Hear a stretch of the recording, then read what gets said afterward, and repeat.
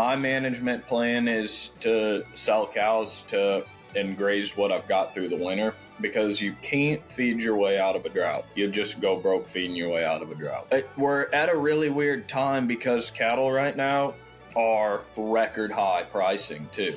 You know, it's like everybody's getting real greedy, right? We're trying to buy all this feed so we can feed our cows to try to pinpoint when the market's gonna hit its top. Nitrogen pollution in our water, dead zone in the Gulf of Mexico, all due because of a lack of soil function and a lack of knowledge of it.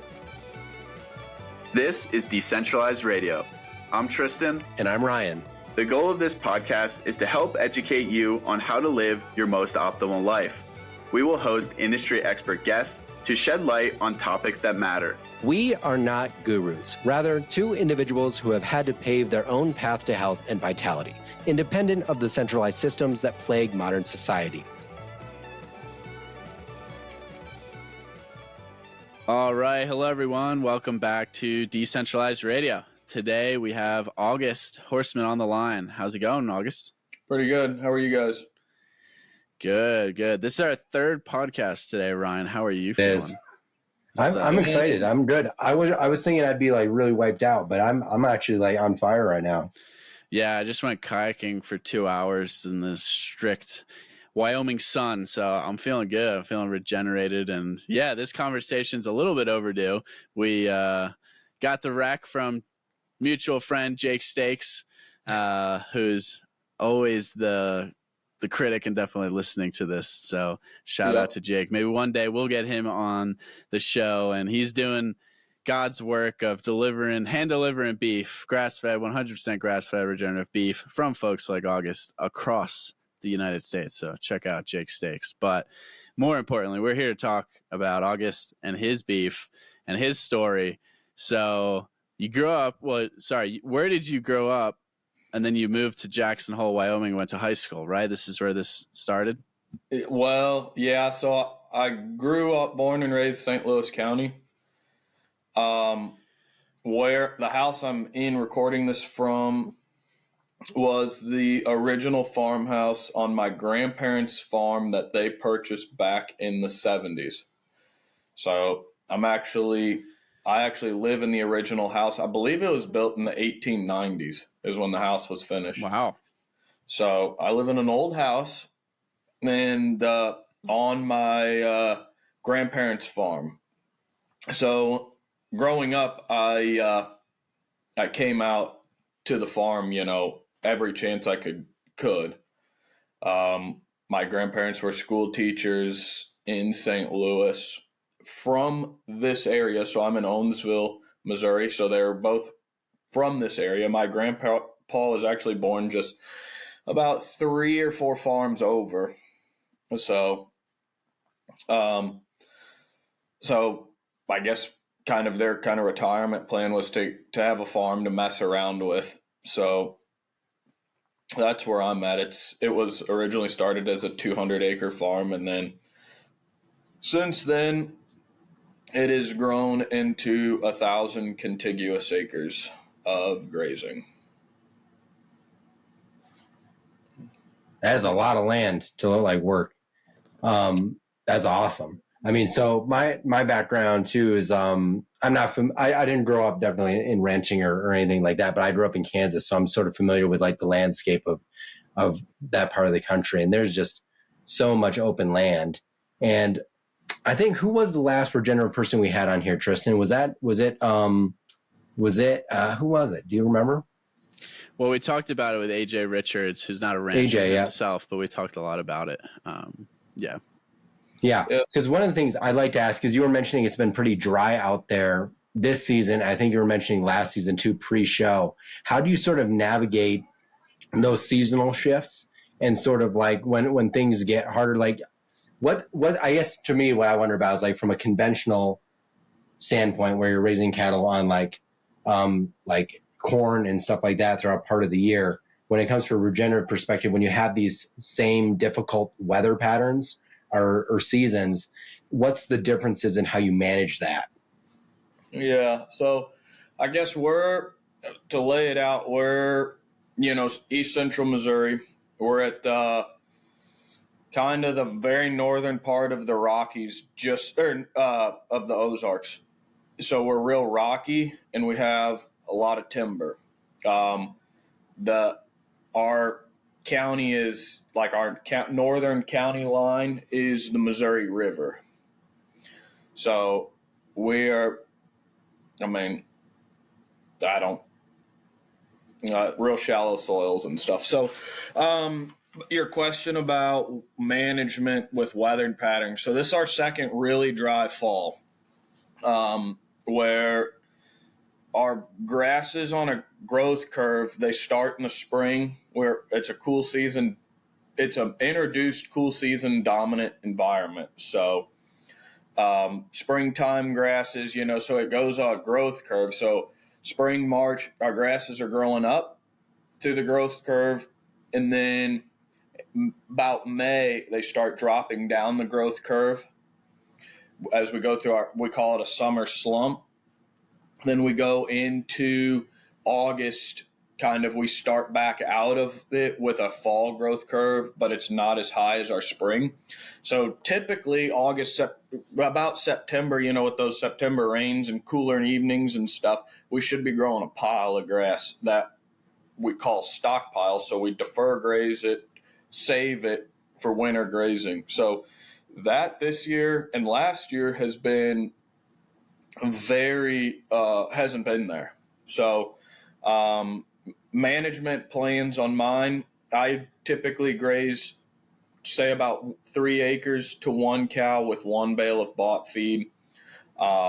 It's not going to be that way just because how dry it is. Hay's very expensive in our part of the country because everybody else is droughted out. So my management plan is to sell cows and graze what I've got through the winter, because you can't feed your way out of a drought. You just go broke feeding your way out of a drought. So yeah, I think it's always fascinating to me to hear the comparison between stocking density in like the Midwest or the East Coast to, out here in the Mountain West. Of course, it's always a lot higher in east of the Rocky Mountains. But what is the average rainfall, I guess? What is like a common average rainfall in your area? I mean, I think we're right around 40 average, 40 inches. I don't think we're close to that. So we had 13 inches of rain right at the first part of it was like in a 48 hour period. We had 13 inches of rain at the end of August, or first part of August, to kind of break some of that drought. Or we thought we broke the drought, right? And we really haven't got any significant rainfall since then. But 13 inches is a lot. So that's a great example of the importance of soil health and regenerative management, right? Like how did your soil do in that insane amount of rain in such a short period of time? And then how did that compare to maybe other ranchers in your area who are more conventional, other farmers? Well, so one thing, it definitely greened a lot of stuff up. And as I rested ground and fed hay, I was able to produce a bunch of forage. So I was actually feeding hay right at the end of July. Made a trip to Wyoming for the Teton County Fair at the end of July. So when I was gone, I was bale grazing because we had started to just get a little bit of rain at the end of July. And I knew that with me being gone and having outside help come in, that managing forage, I was just going to be asking too much to properly manage some forage coming out of what was a drought. So then we got all this rain, 13 inches of rain, first part of August. So I had already started to build some grass back with some rain and not graze it. Then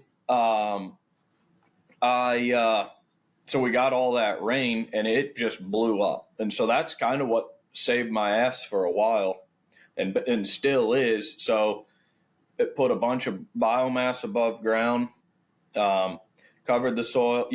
We grew quite a bit of feed for our cows and have just slowed up our rotation and been grazing. So, I mean, And how did I guess other people in your area do with that? Like, did you see like a ton of runoff from that rain? Like just yeah, a little not bit. being I mean, absorbed? a bunch of summer type grasses on those places were able to express themselves because they were so overgrazed, right? So that influx of water, I mean, they probably didn't capture as much as I did. It rained every night for 3 nights in a row. So, like, to see it, you couldn't really see it, like, see it just running off the fields per se. One thing that was noticeable, right?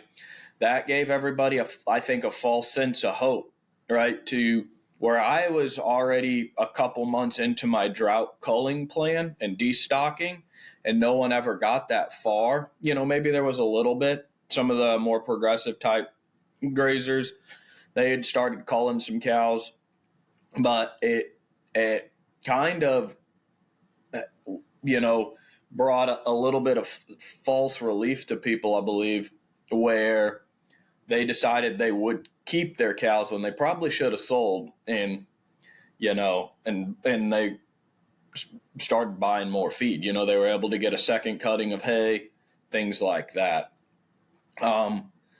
All from maybe a soil health standpoint, probably wasn't the best idea from a financial standpoint. I mean, we're at a really weird time because cattle right now are record high pricing too. So, and they're continuing to climb. So that's another weird thing that we're going through, right? Real dry in the Midwest. A lot of corn around us didn't do very well. I know some guys that just ended up cutting their corn and baling it for cows feed. So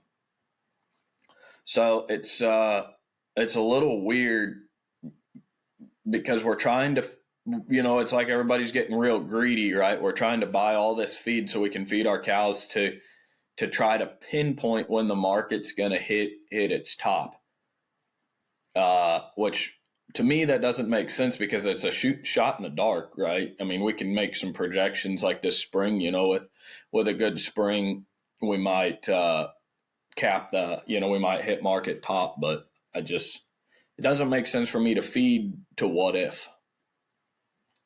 So I sort of have a question with that too. So in your neck of the woods, how is the way you farmed regeneratively been received from your community and other ranchers in the area? Has it been received pretty positively?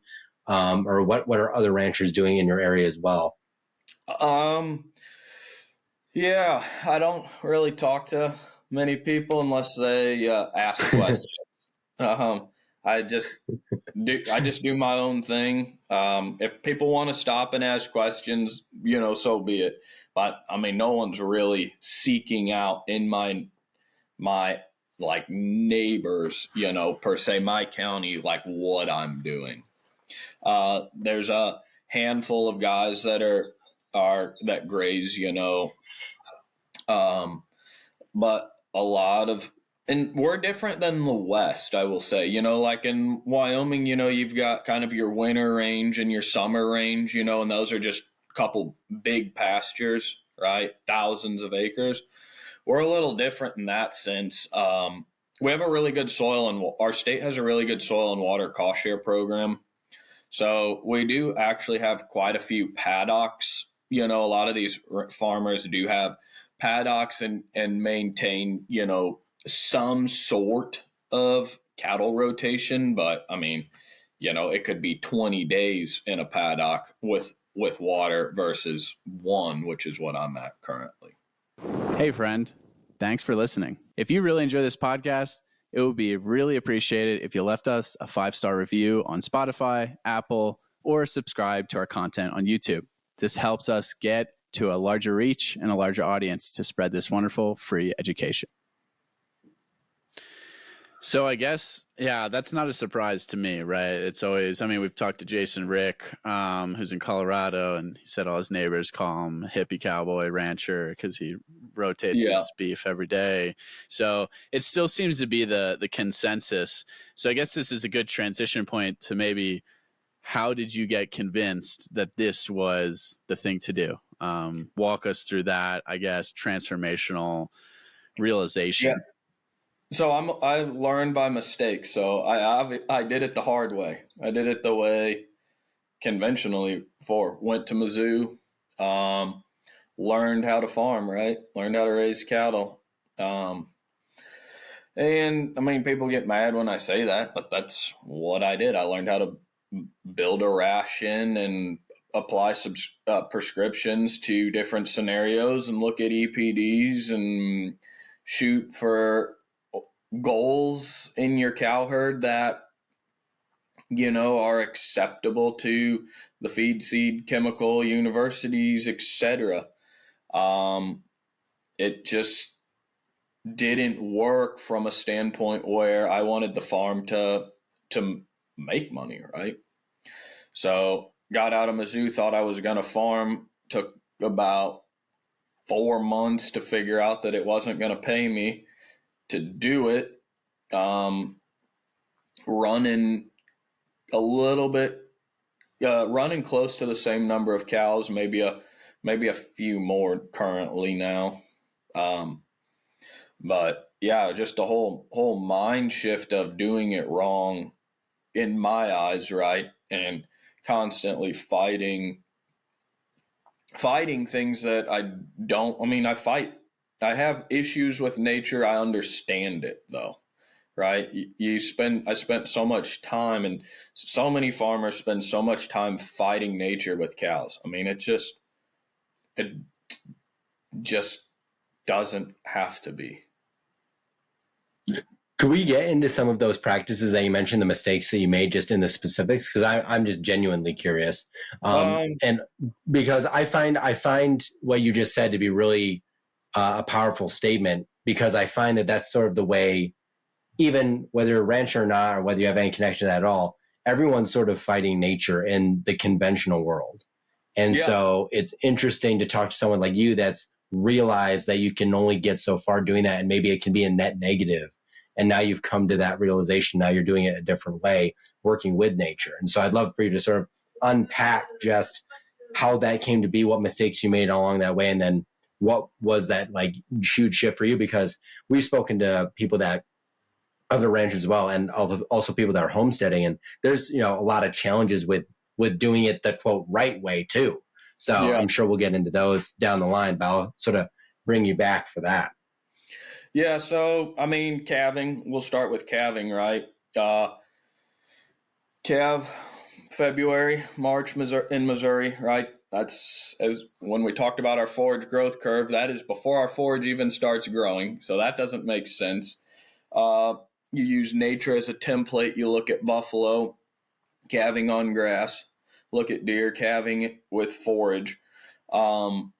So, I mean, there's a whole host of other things that come with calving in February. I mean, how many people, like, February rolls around and they're posting pictures of saving calves because it's snowing? Well, why?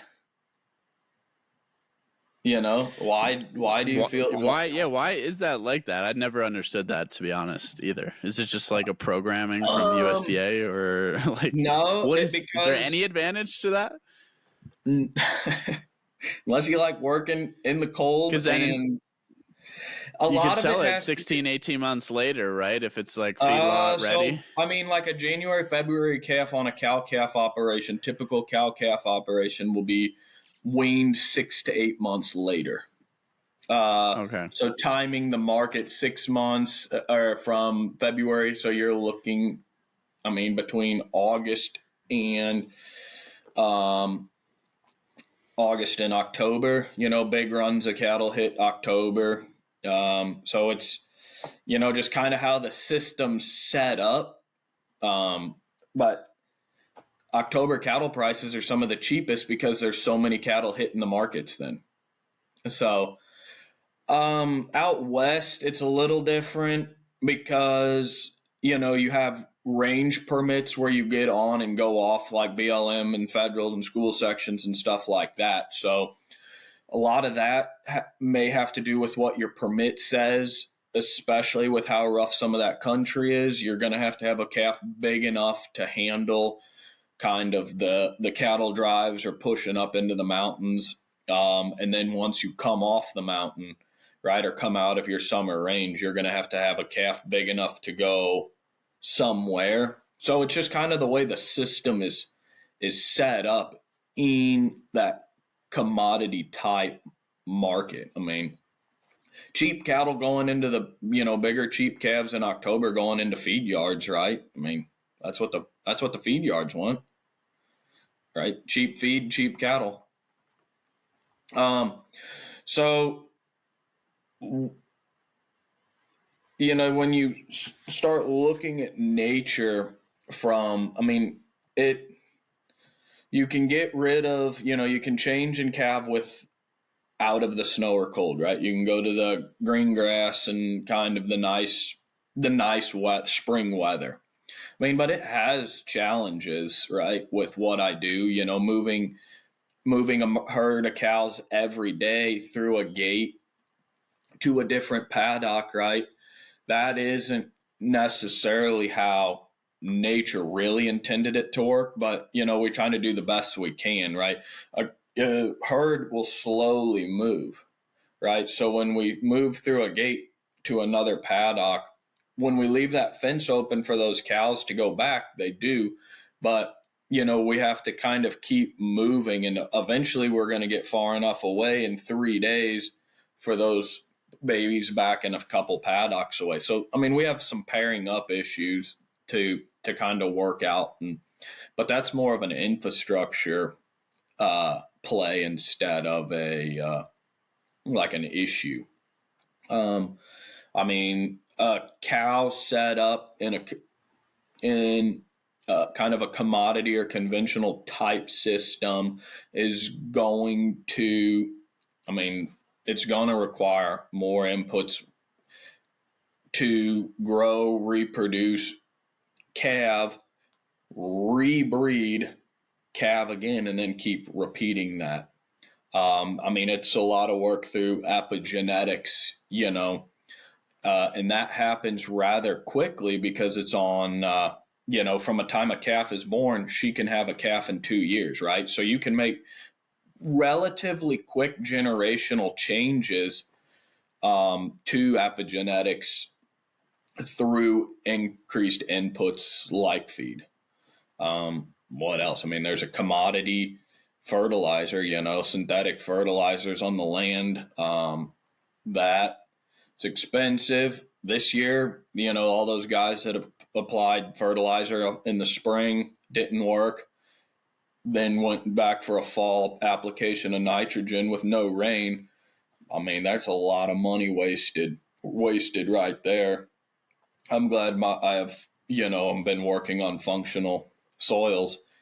But it's, I've been working at it for a few years. So I've had to, it just doesn't, it's not like you switch this way and it's just easy, right? Soils go through withdrawals.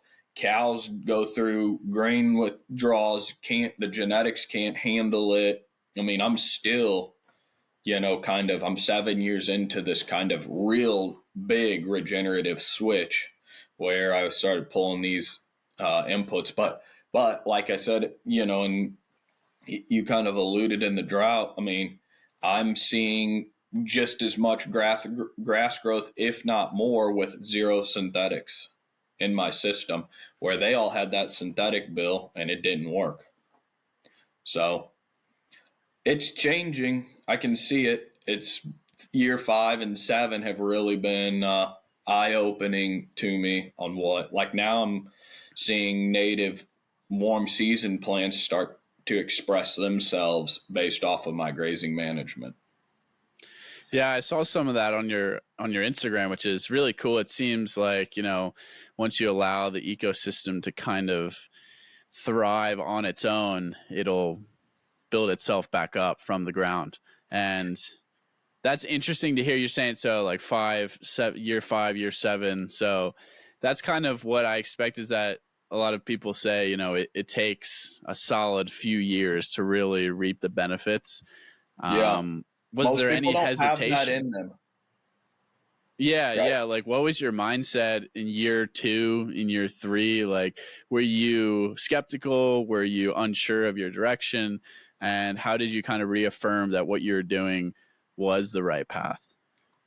Well, I guess those first couple years, it was maybe money and savings, right? No feed, no grain, no synthetic fertilizers. Implementing, kind of a lot of these cost share programs through Missouri Soil and Water, NRCS Equip, that kind of helped bridge some of the financial stuff because they were, you can get cost share to implement watering tanks for your cows, paddocks, right?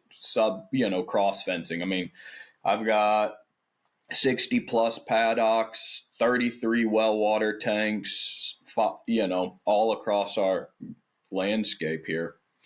And so, that definitely helped kind of keep me going. And then, but yeah, you had to get creative. You had to, you know, when you were having so many cows not breeding because it wasn't a system they were used to, right? Then you had to go to you had to, go to a fall breeding or roll them to a fall breeding, tried to capitalize some value there. And I actually got rid of my fall herd this year because in nature, you don't see fall calving animals or fall birthing animals. So got rid of my fall herd this year, but it was used to kind of pick up a lot of the rollovers, maybe try to add some value there. Well, let's see what else. And then, then you start getting into, 4 or 5, you start seeing the animals that are that stand out from the rest. And you start seeing certain pastures that start standing out. Hair coat on cows, fat cattle, and then good udders, good feet. You see a decrease in, maybe animal sickness and things like that. So then you start seeing kind of these little subtle changes that's like, okay, this is working, right? And then it's insect life and mushrooms and deer and turkey and quail and dragonflies and a herd of birds that live with your cows. But then also I added a meat business, right? A lot of the fallout, added value through the beef program. Just looking at it differently because you have to figure out how to capture value on the stuff that is falling out. And there's some things you just have to cut your losses with, but you have to figure out how to add value to some of that stuff, or else, people won't do that, right? Because you'll get just hit financially. I also had an off-farm job up until last June, so I should throw that out. No, that sounds like a lot of stories that I've heard. It's like, it's truly like you're sort of shifting into the style of the agriculture, because it's not glorious. Like the results are really great for, the land and the animals that are naturally occurring and stuff like that. And as you're mentioning, you've seen like growth in wildlife and stuff like that, but it takes a lot of time. It's a lot of blood, sweat, and tears, probably more tears, maybe a little more blood. And it's like a lot more work than I'm probably willing to do right now. but it also though, like, it has to be rewarding. You know what I mean? Oh yeah. Just to see a good set of cows functioning with nature, it's pretty neat. Insects all around, a pretty good low input set of cows. I've been wormer free for a few years. Don't apply any fly spray, just so to see the animals that are doing it is pretty neat. So based on that too, like you were mentioning, like not using like the dewormer and like the fly spray and stuff like that, what has that, I guess, like how many of the things that are used conventionally are maybe unnecessary, or maybe man, I don't know if detrimental is the right word, but like are unnecessary cost or whatever. Because if you're not doing those things, I mean, obviously there's a trade-off maybe. But I'd love to know sort of like your thoughts on those things. Because in my mind, like a healthier animal equals a healthier you, and then healthier land, hopefully, because like their feces are going to be healthier. Like all that's going to work more cohesively.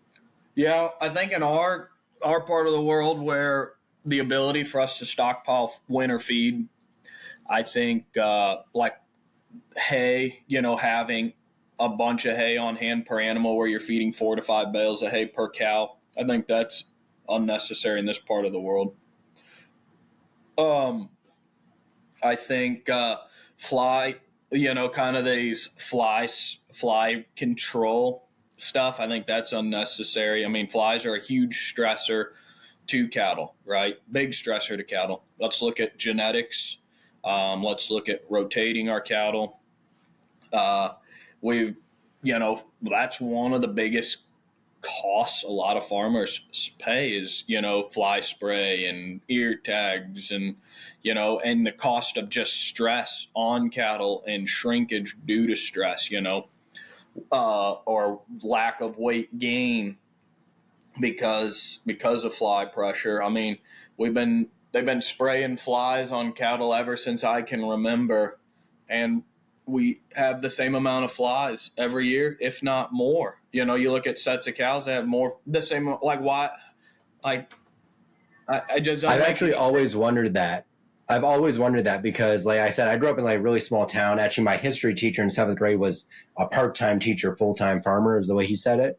Mm-hmm. But like he would complain about the fly thing, I swear, to us in class, constantly. Not like like he can't handle the flies, because obviously he was a farmer, but he would like say like, oh man, we use this crap to like get rid of the flies or whatever, but it doesn't even get rid of the flies.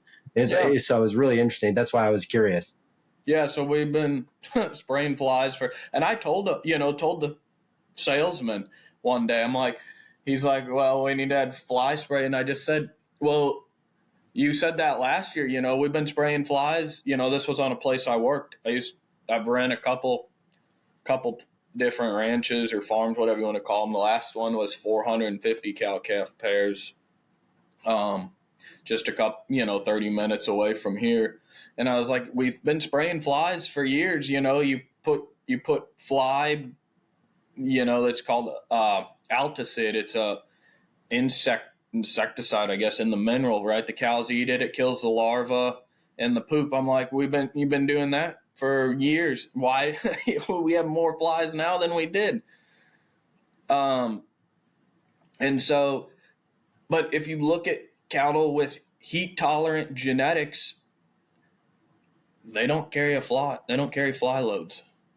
I can have a black cow with kind of northern genetics, more continental or more, European type genetics. And it'll have maybe a shaggier hair coat. I mean, it can be the same for like a Nebraska cow. If I bring a cow from Nebraska here, has a bigger hair coat, it could load up with flies, and it could have a cow standing right next to it, and you could count the flies on it, maybe 5 to 10. So something's there, right? Why does one cow have hundreds and one only has 10? Hair coat. So that's interesting. And I guess it goes back to a lot of what we talk about on this show is the environment, you're designed to live in matters at the end of the day. 100%. And I think that goes for everything. Us, beef, animals, any livestock. And I'm curious then, how have you sorted that out, right? Because what genetics are you running, and how is that indicative of like a Missouri environment? Because a lot of, cattle obviously are originally like European genetics. So is it trying to like match up a similar type environment so I'm using what you have? Yeah, so I'm using more heat tolerant genetics. So, South Pole, I've tried Murray Gray. It's to be determined. I'm not going to shoot myself in the foot because I have a few Murray Gray bulls I'd like to sell. So if somebody wanted to try the Murray Gray, I have those bulls, but I'm not using them any longer. So I use like Coriani crosses, things like that. My main deal is kind of a South Pole Coriani type cow is what I mainly use. That heat tolerance is key for you because it does, Yeah, because that's get where I'm hot getting in the summer. Yeah, because another thing, right? We've talked only about flies. We need those heat tolerant genes in the summertime for foraging, right? They got to get out there in the sun, the heat, the forage.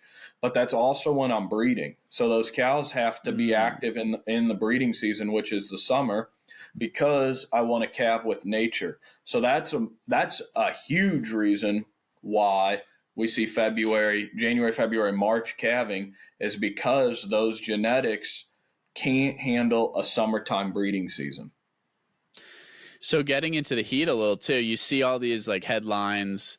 I think it was earlier this summer, or I think it was in June maybe. And it's like every summer, I feel like at some point that there's just like hundreds of dead cattle and it's like a heat wave and they all died.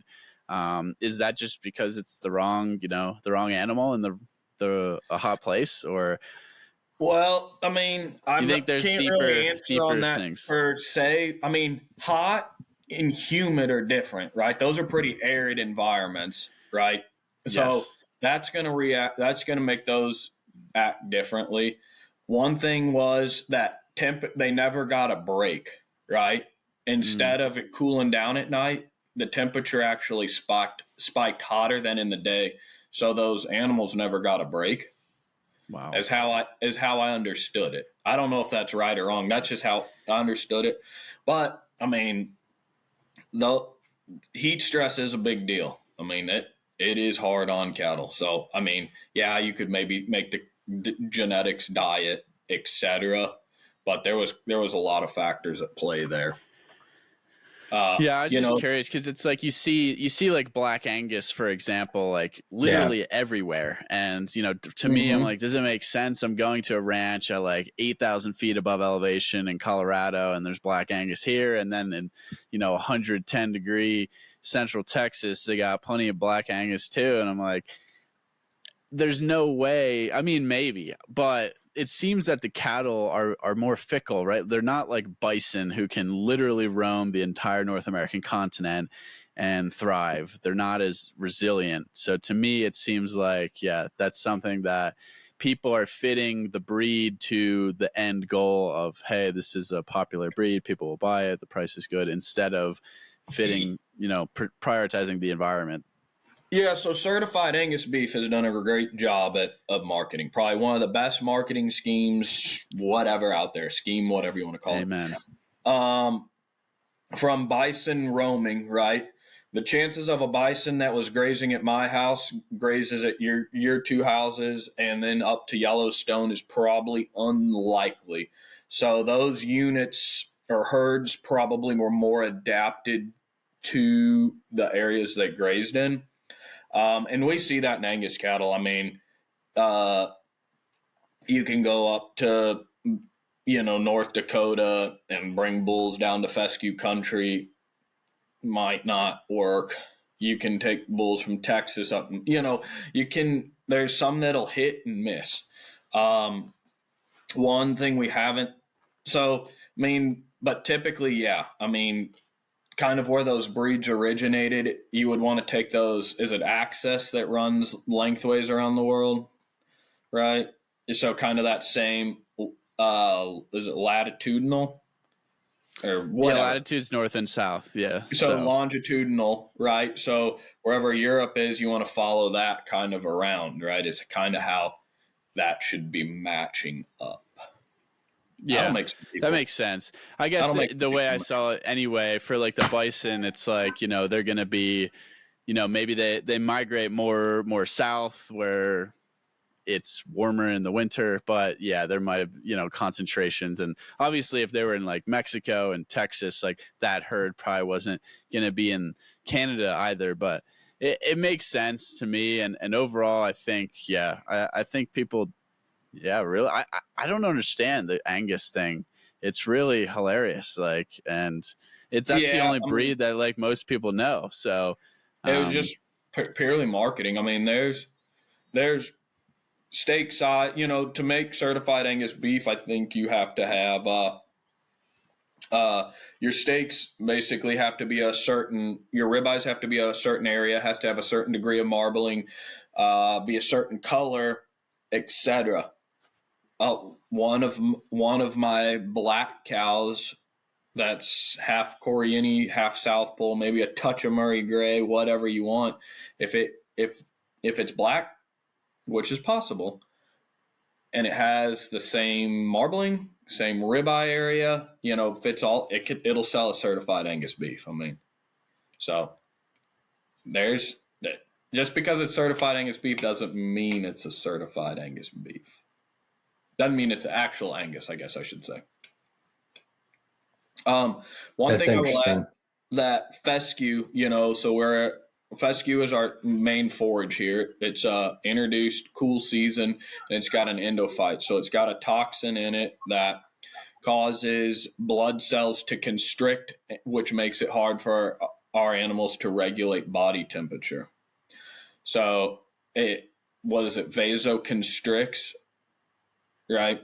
And then, so people spend money on red pepper, right? Or cayenne pepper, something that vasodilates those blood cells, for those, it causes that animal to basically lose some of the ability for it to control its body temperature, right? So you see feet, and it's also constricting, right? So you can see tails fall off, you can see bad feet because of their lack of blood flow, death, etc. So, people spend quite a bit of money on that or lose money on that, through animal death, cayenne pepper, different things in the mineral. So focusing on the solution is dilution, right? More variety of plants, and some genetics are heat tolerant genetics kind of help with that heat dissipation. I'm not saying it's a cure-all, but definitely solution in genetics can help combat some of those negative effects we see from grazing fescue in the summertime. But it stockpiles very well, and that's the main reason we have it. So that would allow us to graze year round. So just wanted to Interesting. How often do you move cattle around with your operation? I move daily, at least. So. Okay. That makes a lot of sense. I was just curious. I figured it was something like that because that seems to be pretty universal. Like, you got to move them quite a bit. But that also makes it, I think. What are you saying? I'll say it's universal, right? Just to say, okay, I move cows daily. The main thing you want to start asking is how much rest are your pastures receiving? Because that's what matters. So I might move daily. I might move 3 times a day, but my rest. But how many do you have? Yeah. What? Like, how many paddocks do you have total? To be able to. But see, I can split those paddocks up with polywire. So I could take one of my paddocks and get 5 moves out of it. So the key to regenerative grazing is animal impact and rest. So I rest some in the springtime. I might only have 30 days of rest per paddock, where I just got done grazing some for the 3rd time this year that had 120 days of rest. So I took a 30-day graze, a 45-day graze, and then it was a 120-day graze, or about. So that's the key. Rest is the key to soil health, trampling, forage production. And you're just determining that based on, the seasons and the forage quality in that range between 30 to 120. Are you interested in 100% grass-fed, grass-finished bison meat? I'm excited to be a partner with Falls Family Ranches.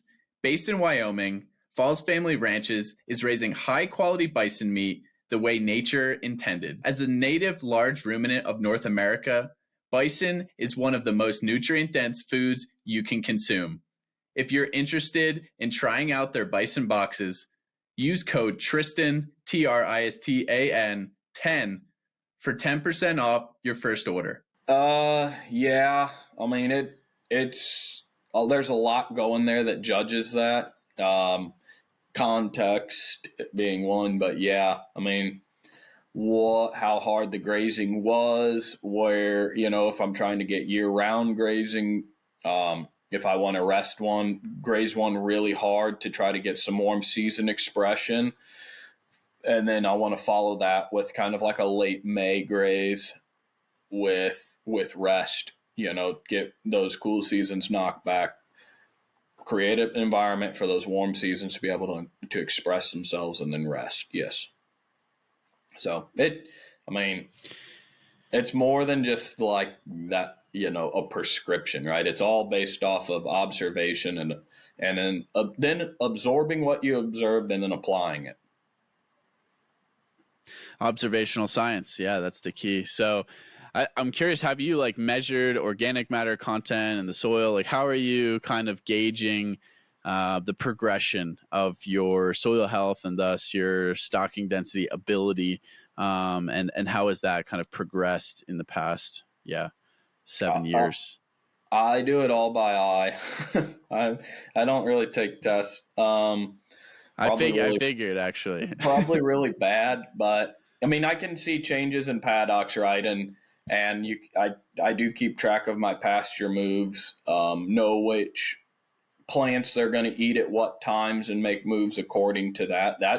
That indicates quite a bit of what I do kind of early summer grazing. I'll look up different plants that aren't palatable at different times of the year and graze those accordingly. But just some of the transformations that have been seen, I see it every day.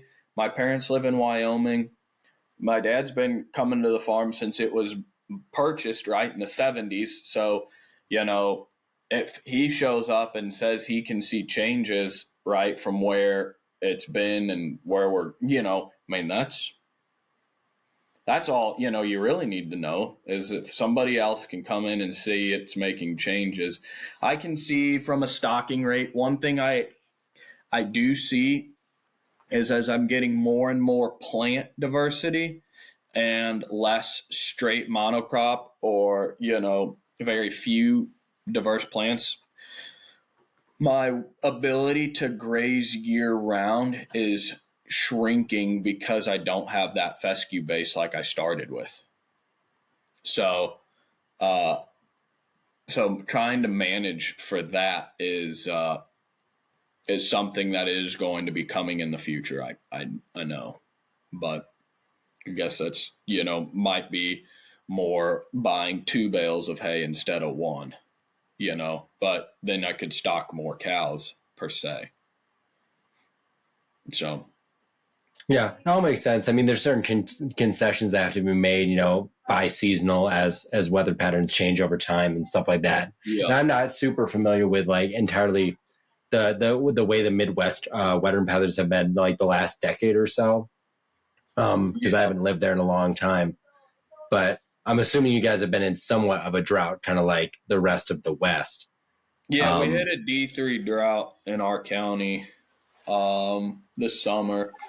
They say that the weather's moving east, right? So the weather we're having now is kind of what they were seeing out in Kansas versus, some of the weather in Wyoming was kind of more West Coast type.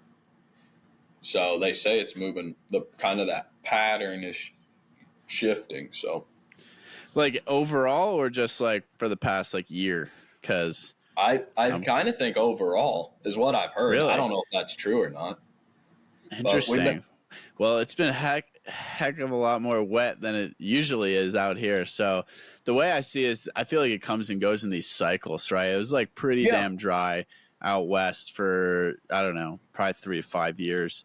And then, we just had the snowiest winter on record and probably one of the rainiest summers. It kind of just continued. And I think this upcoming winter is going to be similar. And the last time was like in the 80s, and it was like 3 years in a row that it was this kind of insane for snow. So yeah, I feel like it's these cycles, but yeah, it's interesting because you kind of have to adapt on the fly. But getting back to that, you know, you have lower fescue and you're unable to make it through the winter.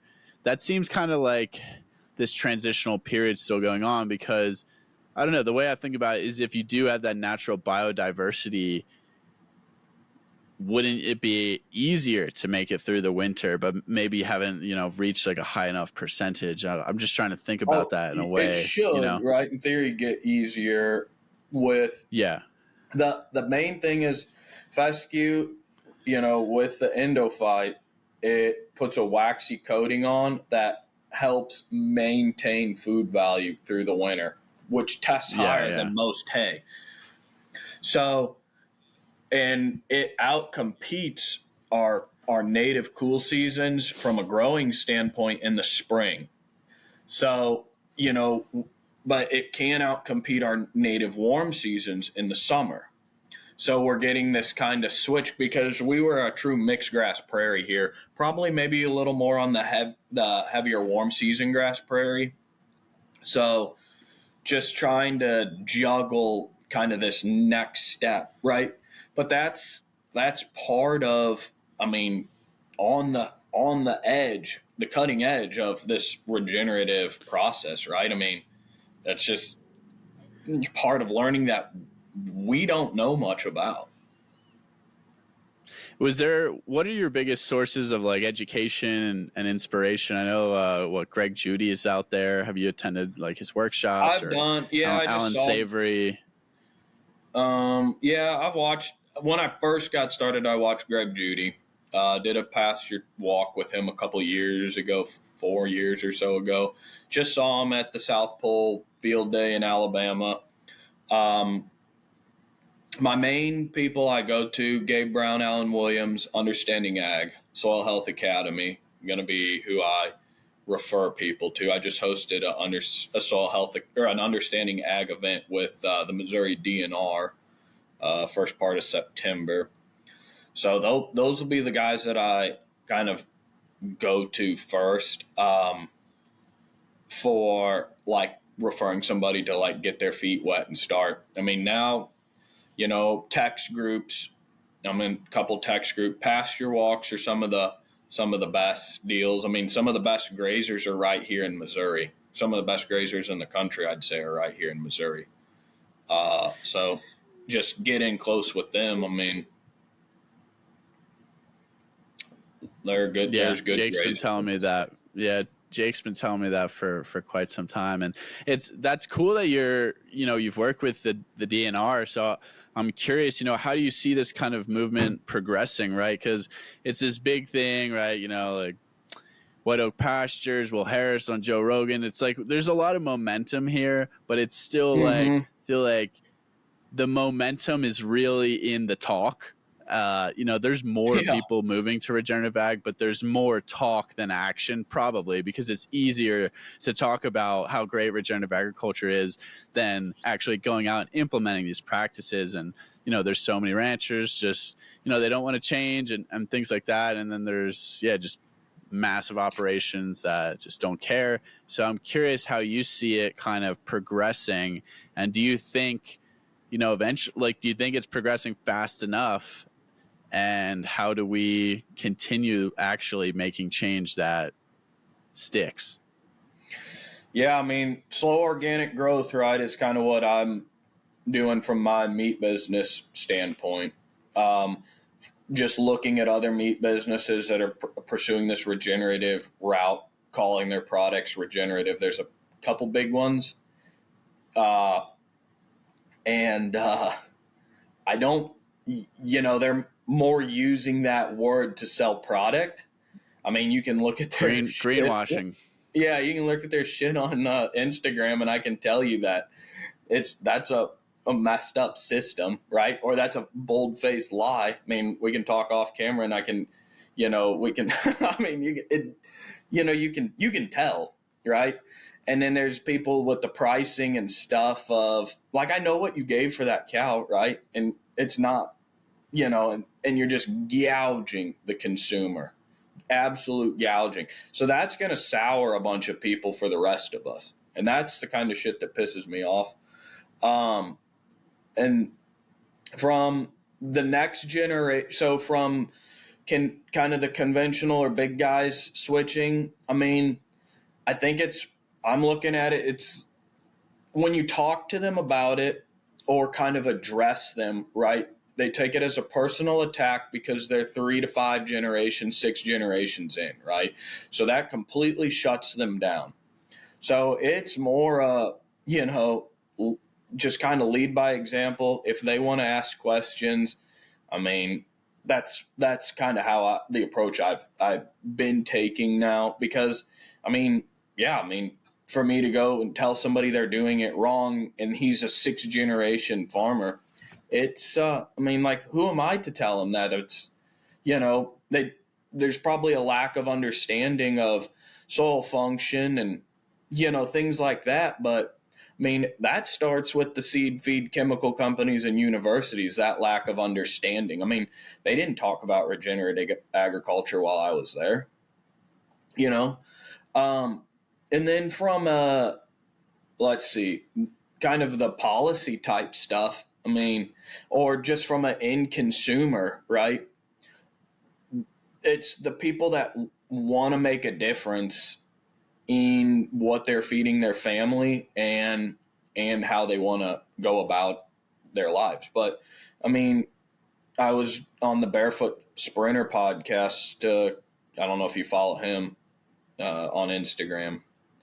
And he, we were, I kind of brought up, like the people that want to eat healthy, but, buy regenerative products, drive a Tesla, AstroTurf their backyard, and, eat tofu 3 nights of the week. I mean, that's a crock of nonsense. Like, that doesn't do anybody good. So, I mean, Well, that's a lot of good points. Because the only thing I was really going to add to that was it's sort of like what Tristan was saying, that the greenwashing of it kind of ruins it for the people that are really trying to bring about, positive change and stuff like that. And that seems to happen in every community almost as like a byproduct of business or the opportunity for business, which is unfortunate. Super unfortunate. I mean, it happens in the health space as well with just, health topic stuff, and the functional space is a mess and all this crazy stuff, which is another deep dive. But I guess one of the things that I would ask kind of based on that is like, what would be like, because in my mind, it's like we're doing in a conventional way, we're getting this output that we've been used to for so long, but it has this negative consequence on the soil, on the plant life, on the animal life, on the well-being of the people that eat the meat, all that stuff. So it kind of goes down this chain. But what are the consequences of not bringing about better practices as a whole, even if it takes, it's going to take time, obviously, in education, which I think you really brought a light to as being really the key lack indicator for most people. Is they don't know what they don't know. And they obviously have all these generations of experience. And now all of a sudden you're saying it's backwards. And so it's sort of a paradigm shift for people that takes time, obviously. But in my mind, it's like, okay, what's the opposite end of not bringing more people on board and saying this movement doesn't have success because we are destroying the soil and various things. And so how can we make that better? Yeah. I mean, that's just loss of functioning soil, right? Nitrogen pollution in our water, dead zone in the Gulf of Mexico, all due because of a lack of soil function, right? And a lack of knowledge of it, right? You can go up to Iowa, and get cost share on waterways and terraces, right, to plant a field, right? They don't talk about soil function in that.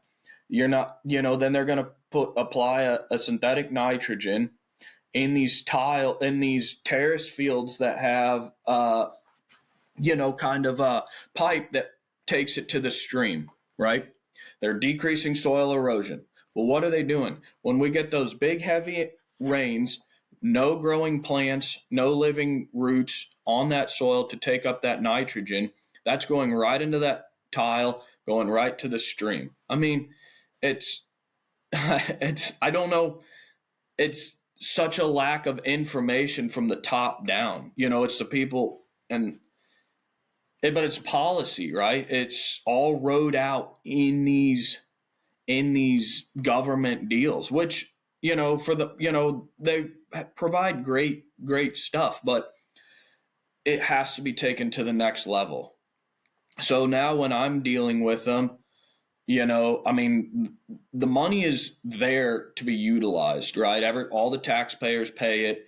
In Missouri, some of the state cost share comes from like the tax for the parks and stuff to maintain our parks. And, 0.1%. I used to work at the government for about a year doing grazing systems and things like that. So, I mean, the money's there. So, but what I've been finding is I'm progressing in my regenerative knowledge that when I go to utilize some of these deals, it's very basic, right? And the people, that I'm going to sign up, they don't really understand how it all's supposed to function. And so now I make them write down what I want to do and agree upon, because I'm let's say I'm doing a giant native warm season planting. There's, $500+ an acre available through the government for me to plant that seed. Their criteria is 3 species of grass, 13 species of forbs. That's the criteria, right? That's and that's on the highest tier, right? There's a lower tier with 2 species of grass and like 10 species or 8 species. But so I'm going to them with 6 different species of grass, 30 something species of forbs, right? And now I've got to tell them this is what I'm doing. You need to write that down because I am going, so it's just such a lack of knowledge, and then that has to go up the chain of commands. It's well, this guy makes it really difficult. And I'm like, this guy is going back to nature, right? So, I mean, it all starts with education. I mean, that's from a consumer standpoint. That's from the policy standpoint, farmer standpoint. I mean, but seems like farmers rely on the salesman to tell us what to do, which is really strange. Yeah, it's this whole paradigm that we're in, right? It's unfortunate that you can't really trust the information, the recommendations that any body that's supposed to be the expert is really laying out for you. And it's you have to go learn it on your own. And for a while, you're working your ass off in a ranch, and then, imagine you're in the 60s, 70s, and then some salesman comes around, hey, this will, make your forage grow a lot better. And you're like, all right, give me some of that, I'm working my ass off. So it's not it's not the fault of the individual. It's the system that kind of led to this. And now we've been so ingrained, and that goes for, health, the healthcare system, diet, recommendations, the whole 9 yards, right? It's no different. It's the same mind virus, but you got to take that personal responsibility like you have to go and be like, hey, maybe this isn't the right way to do it. And since you're younger, you're not 6th generation, like you're saying, just completely stubborn in what you do, you're open to it. And it's shit, I have to change this or else it's not going to work. I'm not going to be a rancher. Yeah. So I have 2 giant unfair advantages. One, 1,000-acre land base that touches, right? That is very rare for here. That is pretty awesome. That's very rare for, any guy starting out. The next unfair advantage, I don't have a generation above me telling me what can and can't work. That is probably, those 2 are going to be right at the top for this. And yeah, it's just literally just the lack of understanding. It's consumers in the food pyramid. We could talk about, beef, that's up there with junk food, right? On some food pyramids. It's, and so then we have that teaching our doctors, right? And then the pharmacists. It's it's so screwed up. And Yeah, it's all backwards. So I'm curious, just how do you market your meat, right? Because it is this dilemma, and you're saying, obviously you are doing it the right way. Do you sell mostly locally? Have you like made the yeah, connections through Instagram by being transparent? What does that look like? Because I think that's a big, marketing is, you have to become a part-time marketer and salesman to actually run a successful ranch nowadays that's direct to consumer, because obviously you need to push it out there, and that's another job, another hat you need to wear, and it's a big challenge, probably the biggest challenge, right, for people who yeah. do want to do it the right way. So I'm curious, learnings in that area, how you figured that out, because I don't know, like, you say, of course, the people who drive Teslas and like these yuppie people are going to be the ones more likely to pay more for higher quality meat, even though they don't understand all the other nonsense they do. Because it's hard, man. In rural America, people don't give a shit about 100% grass-fed meat that's regenerative. No, Like that's here in exactly Wyoming, right. they don't care. Yeah, They actually hate it. They don't yeah, like that. They're like, I don't like the taste of that. yep. Grain finished. Literally, I bought a cow from someone, and the 100% grass fed was cheaper. And I've never, you don't see that in Whole Foods. Like, that doesn't Yeah, exist. that's a But rarity. it was hilarious, because in the local market, just people, and she only finished like 30 days on grain. It wasn't like this whole ordeal, and the rest was on pasture. But I was like shocked. But yeah, Yeah, people don't like 100% grass fed in rural areas. And maybe it's, I've talked to a lot of ranchers, and it seems like, yeah, it's just harder, obviously, for cattle to put on that fat to become to that level that people are so used to from the program to feedlot beef. So I guess, yeah. how do you market it? And then what are you doing to really make that 100% grass fed experience of eating a ribeye similar to what people are used to, if you're even trying to do that? Yeah, so I mean, with finishing beeves, right? It's time.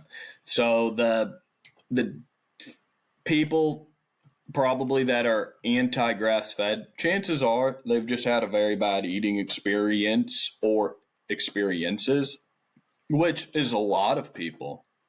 Um, and I've had some people say we're just going to eat grass fed because we know it's healthier, even though we don't like the flavor. And I'm like, that's not how that works.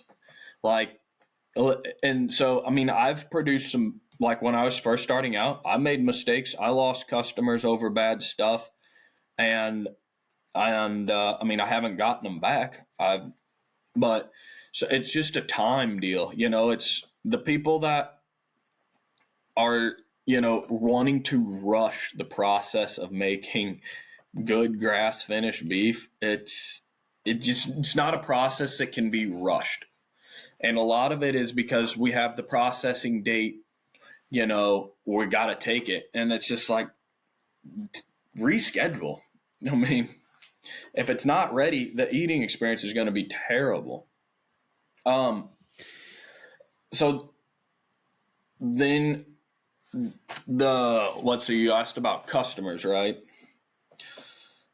Yeah, well, I guess before then, let's stay on the the duration, because someone we talked about with AJ Richards, and he's saying after a certain time span, right? Like the frame of the animal is not getting bigger. So if you just wait long enough, like you're saying, you will pack on fat that is 100% grass fed. That's delicious, and that's why folks that AJ works with in Wyoming here, like RC Carter, are doing it the right way. And how do you have a set time, like 2 years minimum, or are you kind of gauging Oh, that based on the forage completely?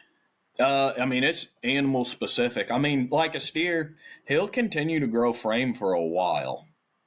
So, I mean, but most of the grass finish coming out of our part of the country is going to be right around that 30 to 36 months. I mean, some of the stuff I do is a lot older than that, and it's Really? probably some of the best stuff I've ever had. Yeah. Their genetics, as one of Jake Steak's producer, Riley at Diamond Eye. I mean, she's doing steers at 24 months. I mean, but they've got the genetics and breeding behind their herd to do it. So that's fascinating because, feedlot beef, like, just to give people context, like, there's no feedlot system. There's no grain finish system really that's doing like 24 months even. And you're talking like 30 to 36. Like, that's a long time. Yeah. Feedlot beefs can knock them out in 15 months, right? 15 to 18 months on the long, 18 being some of the long ones. Difference is the diet that feedlot steer eats the night before he goes in the next day. If he would, let's say they just gave him a free pass to live and continue to live eating that same diet until he dies, his life is cut short tremendously by that diet, right? I mean, he can't. Where if you took a steer at 24 months or 36 months on a grass-finished diet and just, like you said, did the same way to him, you can just continue to eat this diet as long as you live. I mean, the son of a buck will probably outlive you, So that's, so there's that. But no, that makes a lot of sense. I remember speaking now to Stefan Van Fleet about we were talking about these ratios in fat differences and the makeup of the fat and the makeup of the amino acids and how they were pretty significantly different in grass finished to grain finished sources. And it does make me think, because it's like you're basically raising obese animals basically in like a standard system. You're basically just trying to puff them up. And so, like, therefore you get like lower quality, probably nutrient density. And that's kind of what's come out in the research, which I find really fascinating. And like you said, the life of the animal is also hindered. So it's sort of like really a net benefit all around for grass-fed, grass-finished, because you're giving the animal the highest quality life that it probably could have until slaughter. And then you're getting the highest quality meat because of that. So it makes total sense. It also makes sense, like all the differences that have to be made based on, seasonal stuff. I mean, that's just the way nature works. It's like not every year is exactly the same. And I feel like we built systems that have become efficient, but it's been propped up on, like you said, fighting nature. And that's because you need to produce X. I mean, everyone has a bottom line. That's really the reason for having to prop it up the way it is. Yeah, I mean, there was the idea of producing enough food to feed the world, right? A growing population. I mean, but it's like, what do we feed the world? I mean, is it boxed food with pills and vitamins? You brought up omega-6 to 3, or 3 to 6, whatever. So my ratio on my ground is 1.841 to 1. So damn. Yeah. And it's 1.843 to 1 for our ancestral blend. I might have that backwards, but it's those two ratios. I think it's for our ground and ancestral blend. So, and now to give people context there, I think the average like grass-fed beef is like 100% grass-fed is like 4 to 1, and then the average like grain-fed or grain-finished beef could be up at 10 to 1. So this is like. That's like the best of the best, salmon is 2.2 to 1, just to put that out there. So, and now there you go. Hopefully restocking, but I do a nitrite-free snack stick now that can ship in the lower 48. So, get that right to your door. That's incredible. Yeah, that's awesome. If I was in Missouri, like I would 100% buy your beef, but I got to support local Wyoming here. But I'll definitely try it. I don't, that's the thing. It's like we're all in this together. Support, build your relationship with your farmer, and if maybe I'll get out to Wyoming with another Horstmann Cattle Co. 2.0, right, and then I'll be your neighbor too.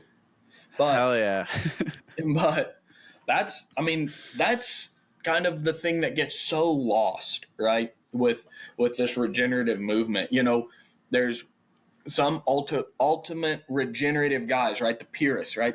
That all they want to do is attack the guys that aren't doing it right. I mean, we're all in this together. We all have to work together. I want and I get this from when I say the food pyramid's messed up, where meat is, the little box or whatever, and bread and cereal and pastas are down below. And then I get beef from, then I get crap from a conventional grain or grain fed beef guy. I'm like, dude, I want them to eat more beef. Why aren't you on board with that? Why do you like?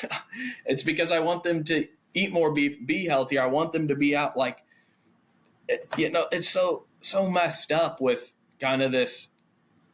We all can't seem to work together, which is how it all is going to change. Yeah. And I guess going back to, so did you get other nutrient profiles tested, or is it just the omega-6 to 3? And is that part of how you've effectively marketed this? And what is the percentage like you're selling locally in Missouri versus out of state? I guess that's a question that I'm really curious to understand based on what I have. I don't know Missouri that well, but I feel like I could guess the perspective of how many people really, really appreciate like the stuff you're doing compared to, somewhere in Salt Lake City or something. Yeah. So, I don't sell very much beef to my county. I have to drive 60 minutes to get to basically my first customer in St. Louis.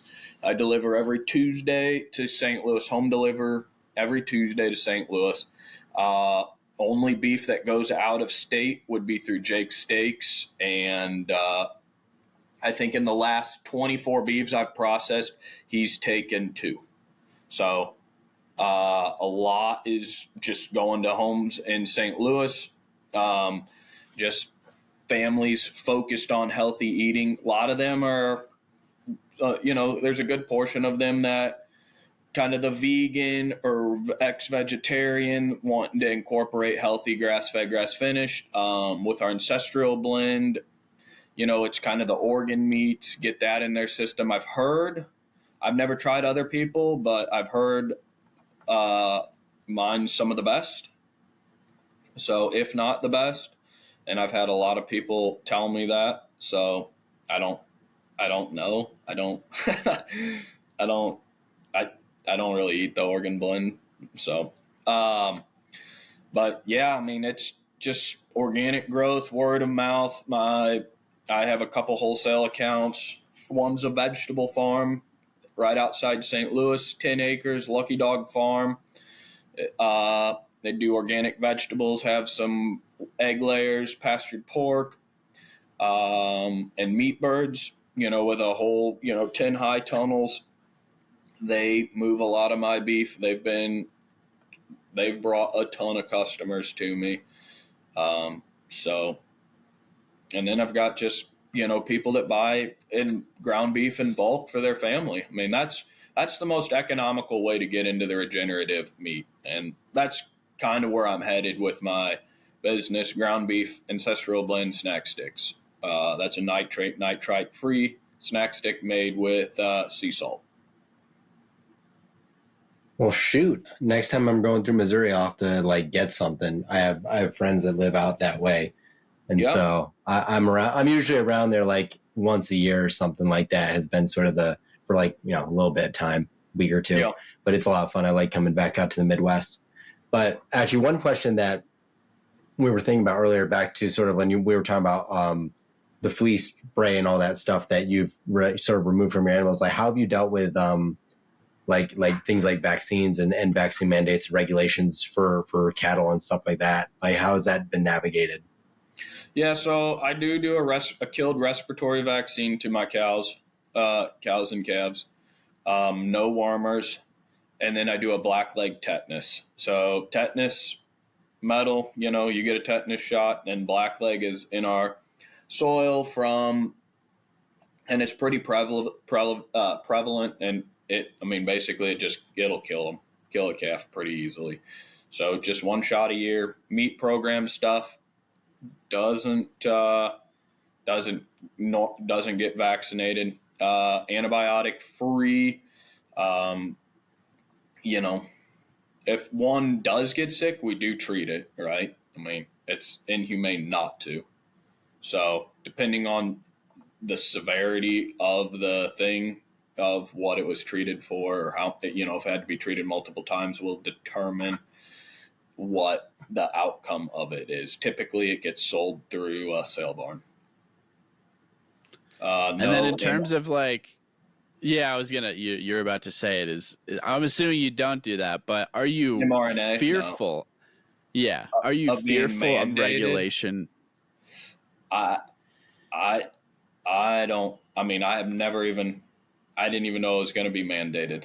So I'm no, not saying it's gonna, but like they threaten a lot of things. Like Bill Gates is like pushing like this is the most important thing, blah blah blah, and a lot of people have spoken out against it. So I guess. Yeah, I'm just concerned. And then I saw, the other thing that's been recently in the legislation is these electronic tags and collars, right? Like mandating that. Yep. For cattle.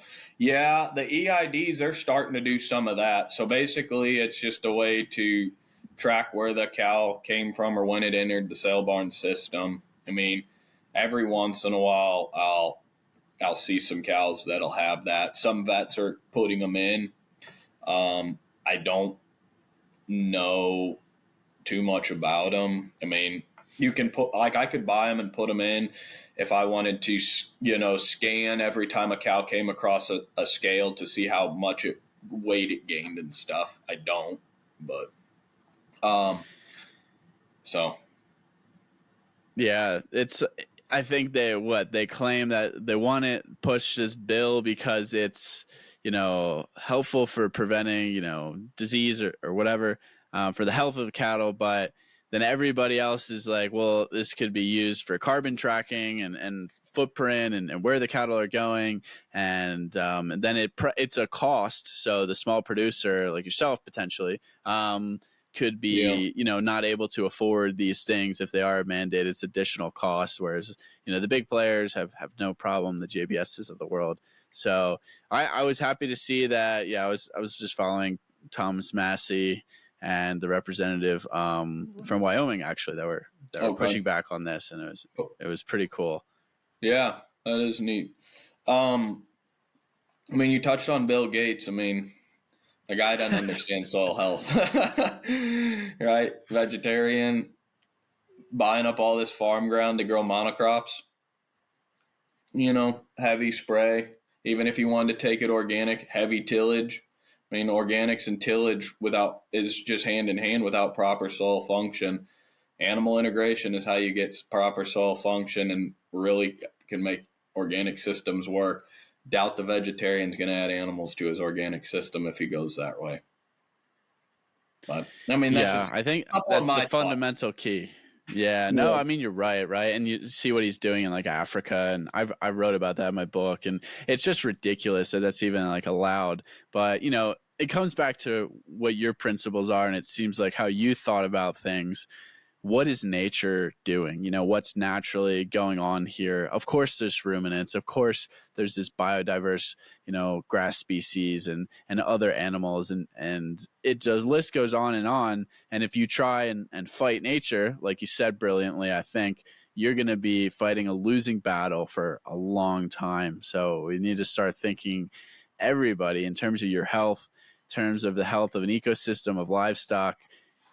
What is nature designed us to do in this environment, in this ecosystem? And then we might start to thrive, but there's so much momentum against it through just the centralized nonsense that's going on. But here we are, we're talking about it. People are changing their mind, and I think it's good. You're leading by example, so it's really awesome. But yeah, that's kind of the summary here for me and the important takeaways. I mean, I have definitely in the last probably 6 months noticed a giant change in things like gyms putting snack sticks in the gym instead of protein powders and crap like that. Hell yeah. So, and I've had people, trainers and stuff reach out to me. Right, I'm working with 2 different people. Both, gym, train, lift, and it's beef, right? It was broccoli, chicken, rice when I started a couple of years ago. Now it's beef. I mean, And it's stuff like what you guys do, talk about it, right? Are active about it. You know, that's powerful. You know, it's not, you know, some guy me posting a picture of a cow means like, of course I want you to eat beef, right? But it's guys like yourself, you know, that taking the time to learn and teach. I mean, that's the thing. It all comes back to education. So regenerative agriculture, grass-fed beef, grass-finished beef, whatever you want to say, I mean, that comes back to education, farming practices, to produce regeneratively raised grass-fed beef, to increase soil function, right? It's time, rest. You can't. The skepticism of a regenerative ranch, you know, in year 2 is like, okay, right? I didn't start selling beef till I was year 4 or 5, right? So, like, you know, I know people that won't sell, you know, they're doing great job grazing, you know, only a year or 2 in, you know, they're making changes, right? Seeing firsthand changes, but they're not making label claims, right? Saying they're regenerative. It's those guys that just don't know what they're doing are going to ruin it for us. So low time preference mindset right there, man. And you're putting in the proof of work in the soil, having that patience. That's, you know, what it's all about. I think you can't rush nature, and those who you can't push rush, off you can't that, beat her. yeah. And if you push off that short-term gratification across the board in your life, you're going to be doing better than 99% of people. So, August, yeah, thanks for sharing that wisdom. This has been awesome. I would love to check out your ranch at some point in the future. I'm due. Jake's probably going to drag me out there at some point for a prairie or a pasture walk. And yeah, that'd be awesome. But where can people find you? Where can people find your spectacular beef, which just by looking at your website, I'm getting very hungry. So let them know. I'm on Instagram, August Horstmann, Horstmann Cattle Co., Horstmann Cattle Co. And then I actually do a podcast called Grazed America, where I just talk to ranchers doing cool things. Kind of in a break, been pretty busy season, trying to push, you know, get some beeves delivered to people. Then I'm on Facebook and Facebook under those 3 names. Shoot me a friend request, follow. And then www.horstmanncattleco.com. Currently only delivered to St. Louis, looking to expand to Missouri. But, you know, shoot me a DM. I can ship. The snack sticks are shelf stable. Throw them in a bag, send them to you, and just Zelle me the money. I just got my Zelle working today. I'm way behind on electronic money transfer stuff. I'm old school. There you go. Well, you need to get on the Bitcoin train, because I think the principles are aligned very well. But we could table that discussion. Yeah, I would like to talk to you about that at some point. You know, we didn't even get there, but you know, why Bitcoin and beef, and you know, we can save that for a different day too. Oh yeah, we could chat offline as well. I'm happy to, but it's the same principles, man. It's low time preference thinking. It's decentralization, right? Not giving it up to a centralized entity, and yeah, kind of program scarcity. So real money, real value, low time preference mindset. It's all aligned with nature. Yep. Nature is the only truly decentralized network. Maybe Bitcoin's there too. And that's why it makes sense. But folks, if you're listening in from Missouri, you have literally no excuse to not buy this man's beef. If I was in Missouri, I would be buying his beef multiple times a year. So check him out. Thanks for coming on, August. It's been a pleasure. Hey, I appreciate you guys, and thanks for doing this. I mean, this is what makes changes. So I really appreciate your time. Thanks for having me. Let's do it again. Hell yeah. Thanks everybody for tuning in. We'll see you next time.